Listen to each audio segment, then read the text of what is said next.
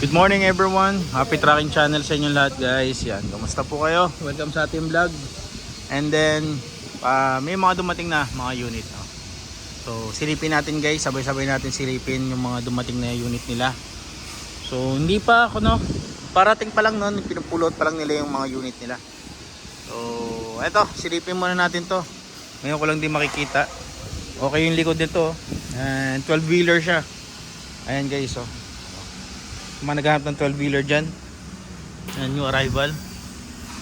Ito yung condition. So dito yun, madalas na issue talaga yan, dito sa huli yan. Pero dito sa nakikita ko, ayan, medyo may mga issue na yung chassis, no. Madalas kasi tayo nakikita natin laging makinis, so hindi na tayo sanay makakita ng ganito, no? Although ito, yung ibang mga buyer gusto pa yung ganito. Ano ako, mga low budget ka lang guys. Ito yung kanyang under chassis. Okay, ito na malapit sa cross member. Silipin nyo na lang. Ito. Medyo dikit pa naman. Pero dun medyo dikit pa naman siya. Umaangat na rin. 12 wheeler, pero drop side siya, ano guys, baka wing pa, drop side siya. Ayan, wood type flooring. Ito yung flooring niya. Kailangan na rin silikon yung flooring nito, ano? Isuzu, bumper light, mga class B. Ay, hindi siya bumper light, pero inline siya guys. Ayan, 12 wheeler na inline. Ayan, inline siya. Nasa kanan pa, manual transmission.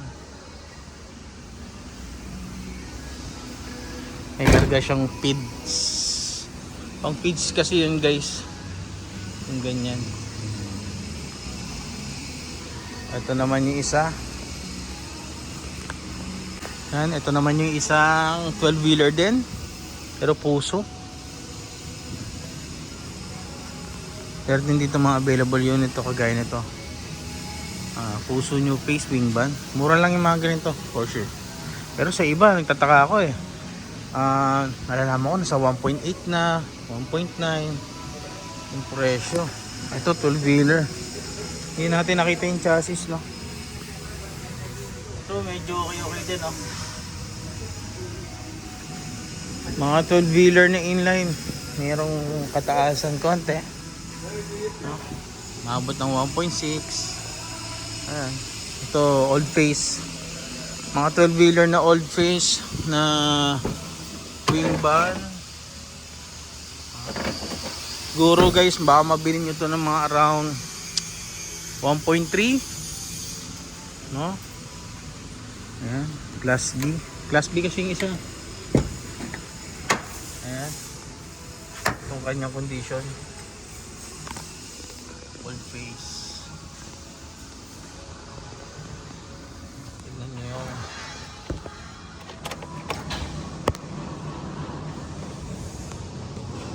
nakikita nyo ba kung ilan?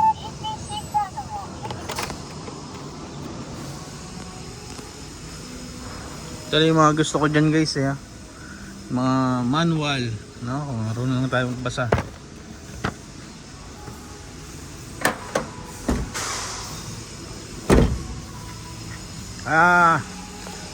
Ito pa lang pala muna ang dumating na unit, no? Marahil mga 6M70 din to. Tapos ito yung ipo-pull out natin na unit. Pakita ko na rin sa inyo. Ayan. Ito nga pala yung original molye, no? Banana type 6UZ1 freezer van. Freezer to, converted kami, naglagay kami ng sub engine. Ito yung sub engine na nilagay. Ayan, so fully recon binili. Ang presyo nito guys, umabot kami dito ng 2 million, no? 2.1 o 2 million lang guys. Ayan, para sa ganitong klaseng unit na freezer with sub-engine. Actually, dalawang binili namin. Yung isang puso naman na 12-wheeler wing bed.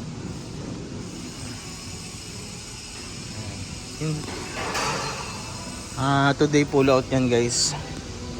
Ayan, ang karga nito French fries. Shoutout sa mga clients ko dyan ng mga kumukuha ng French fries. Hindi natin iba guys, hindi natin binablog dahil ayaw nila. Pero although ganun pa man, napapanood pa rin nila ating mga vlog. So sa mga subscribers natin dyan na naghahanap pa rin, standby lang. Meron ditong flatbed, hindi ko lang alam ko sold na to. And then meron din ditong 10-wheeler dump truck. Nasa right side pa. Oh, mukhang 6WG1 to or 6WF1 guys. Ayan. Kasi lahat ng mga 6 cylinder, yung kanilang filter nasa kanan, no?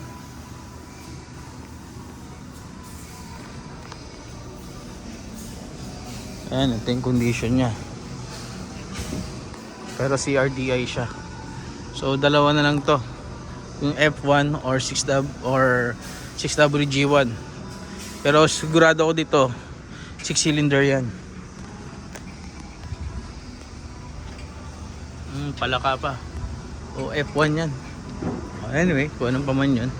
So ayun lang guys, maraming salamat. Happy Trucking Channel sa inyo. Happy Trucking Channel everyone. Thank you, bye bye, and God bless.